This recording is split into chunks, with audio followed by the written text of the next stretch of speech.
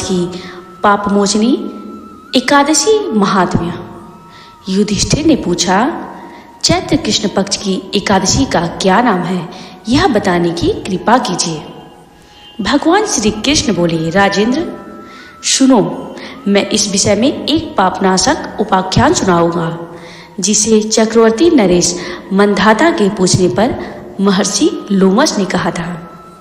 मंधाता बोले, भगवान मैं लोगों के हित की इच्छा से यह सुनना चाहता हूँ कि चैत्र मास के कृष्ण पक्ष में किस नाम की एकादशी होती है, उसकी क्या विधि है तथा उससे किस फल की प्राप्ति होती है। कृपया ये सब बातें बताइए। लोमश जी ने कहा, निपश्रेष्ठ, पूर्व काल की बात है। अप्सराओं से सेवित चैत्ररथ नामक वन में जहाँ गंधर्वों की कन्याएं अपने किंकरों के साथ बाजे बजाती हुई विहार करती हैं, मंजुघोषा नामक अप्सरा मुनिवर मेधावी को मोहित करने के लिए गई। वे महर्षि उसी वन में रहकर ब्रह्मचर्य का पालन करते थे। मंजुघोषा मुनि के भय से आश्रम से एक कोस दूर ही ठहर गई और सुंदर ढंग से बीड़ा बजाती हुई मधुर गीत गाने लगी। मुनिश्रेष्ठ मेधावी घूमते हुए उधर जा निकले और उस सुंदरी अप्सरा को इस प्रकार गान करते देख सेना सहित कामदेव से परास्त होकर बरबस मोह के वशीभूत हो गए। मुनि की ऐसी अवस्था देख मंजुघोषा उनके समीप आई और वीणा नीचे रखकर उनका आलिंगन करने लगी। मेधावी भी उसके साथ रमण करने लगी। कामवश रमण करते हुए उन्हें रात और दिन का भान भी न रहा। इस प्रकार मुनिजनोचित सदाचार का लोप करके अप्सरा के साथ रमण करते उन्हें बहुत दिन व्यतीत हो गए। मंजुघोषा देवलोक में जाने को तैयार हुई। जाते समय उसने मुनिश्रेष्ठ मेधावी से कहा, ब्राह्मण, अब मुझे अपने देश जाने की आज्ञा दीजिए। मेधावी मुनि बोले, देवी, जब तक सवेरे की संध्या न हो जाए तब तक मेरे ही पास ठहरो। अप्सरा ने कहा, विप्रवर, अब तक न जाने कितनी संध्या चली गई, मुझ पर कृपा करके बीते हुए समय का विचार तो कीजिए। लोमश जी कहते हैं, राजन, अप्सरा की बात सुनकर मेधावी के नेत्र आश्चर्य से चकित हो उठे। उस समय उन्होंने बीते हुए समय का हिसाब लगाया तो मालूम हुआ कि उसके साथ रहते 57 वर्ष व्यतीत हो गए। उसे अपनी तपस्या का विनाश करने वाली जानकर मुनि को उस पर बड़ा क्रोध हुआ।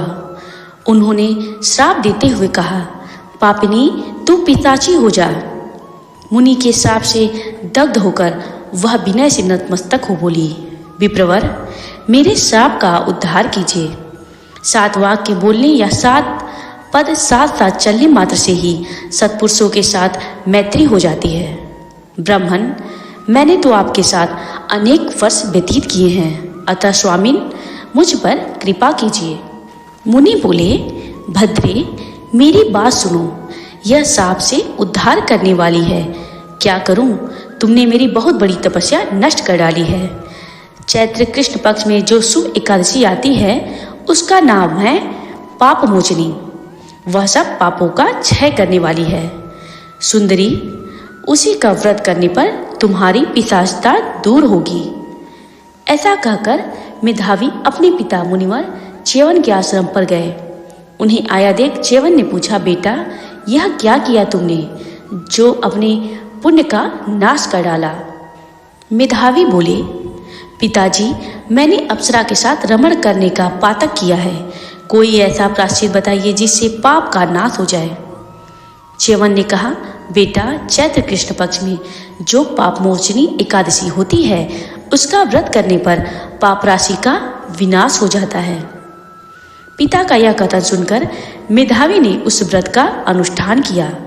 इससे उसका पाप नष्ट हो गया और वे पुनः तपस्या से परिपूर्ण हो गए। इसी प्रकार मंजुघोषा ने भी इस उत्तम व्रत का पालन किया।